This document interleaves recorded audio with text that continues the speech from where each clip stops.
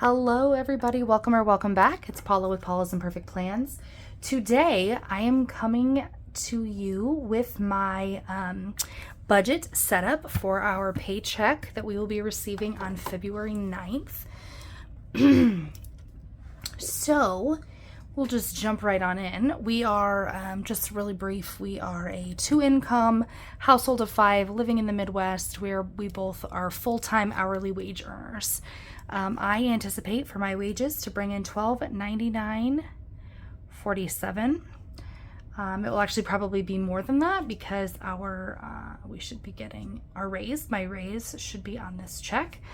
But I don't know what that's. I don't know what that's going to figure out to be, so I'm just going to budget it like normal, and then I'll just address it on payday.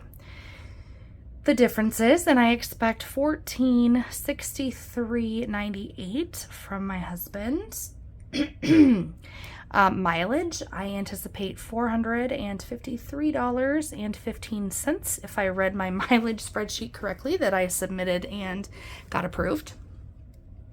I am required to drive for work, and at the end of every calendar month, I submit the number of miles that I've driven that are eligible chargeable miles, and I get reimbursed a check for all of those miles times the hourly or the, per mile amount that they have allotted for us, and I get a check for that. So our total income I'm expecting to be $3,216.60. If I come down into fixed expenses next, I usually plan to do a donation of some sort of $200. I budget $300 for our electric bill. That was low last month, but I still only budgeted $300, so I guess we will see how it goes. For car insurance, I set aside $325. We pay every 6 months the premium on our homeowners insurance as well as our auto insurance that has 5 different vehicles on it. So I set aside $325 a month. $131 per pay period goes toward life insurance. We have several policies. For XM radio, we have a promotional amount for one vehicle, and that is $648 per month that we pay for that. We pay $40 a month for insurance for our kiddos through the state. They're on Hawkeye, if you're familiar with Iowa's benefit system. The before and after school program, I'm budgeting $30 where I take my son before school. I put $50 a month on our school lunch account. I save half of the internet bill each pay period, so I'm saving $25. This first pay period, I do have Kindle Unlimited, second month paying for it, that is $12.83. And then our garbage bill is cost that we pay a company to empty our dumpster once a week, and I am responsible for half of that. My mom pays for the other half because she always also utilizes the dumpster.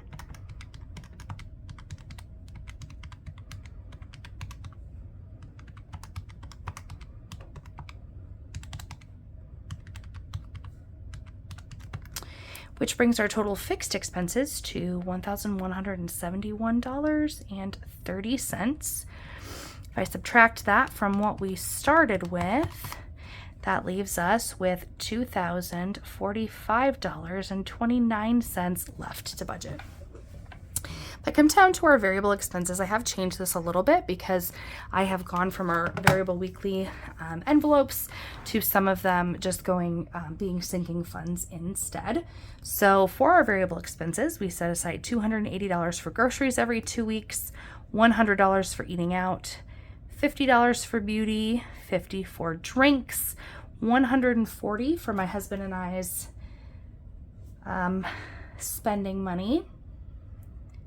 Work meals is getting $20 that pay period. Car washes will get $15.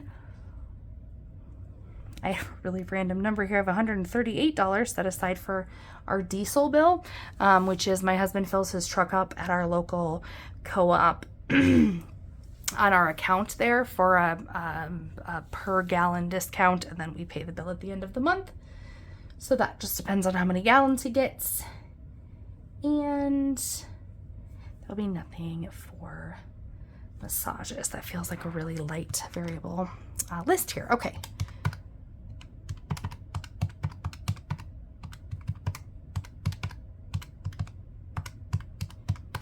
So that makes $793 in variable expenses. If I subtract that from what we brought down to variable, we have $1,252.29 left. So we're going to bring that amount and come on up here to our sinking funds. Sorry for the angling, I'm a lefty. For our Christmas sinking fund, we set aside $25 per paycheck. For LP, which is the heating source for our home, I'm setting aside $50 this pay period to go towards that. We have a credit on our account currently, so I'm just trying to get the sinking fund fuller. The credit on our account, I'm hoping, will last us for the rest of the winter, but I would like to have a large amount to put. They'll come to us in the summer months with a contract amount, and then I'll empty the sinking fund and prepay for as many gallons as I can with whatever cash I have on hand for that, because it's cheaper to buy it in the summer than in the winter. So I try to take advantage of that. In our travel sinking fund, we have, I'm actually doing the 100 envelope challenge online. And I'm saving it in our high yield savings account, but I'm going to put 100 towards that. This time I'm going to use my 100 and do the 100 square. I set aside $20 for kids and $25 for vehicles each pay period, just to set a little bit aside that is not just in cash. For gas, I plan on putting the entire mileage check, $453.15, plus $50. So I plan to set aside $503.15 for gas with this paycheck, or during this pay period.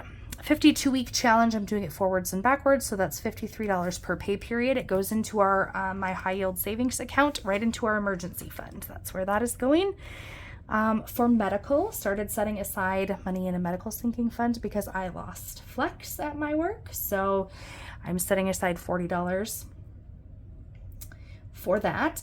And then cash envelopes is all of our sinking funds and savings challenges that are in cash. So looks like we have $225 this pay period to put towards that.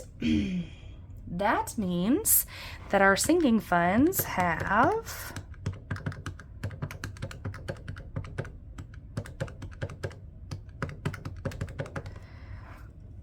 $1,041.15. If I subtract that from the $1252.29 that we had, that leaves me with $211.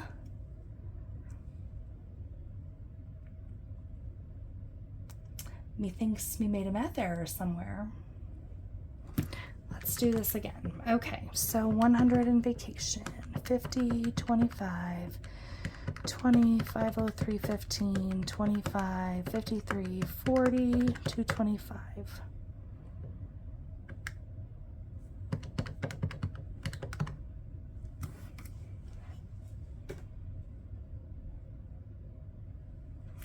My math is wrong somewhere.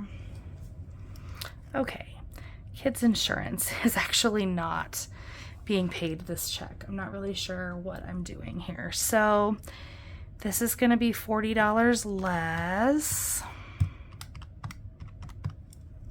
which means that is $1,131.30, which means this is going to be $2,085.29.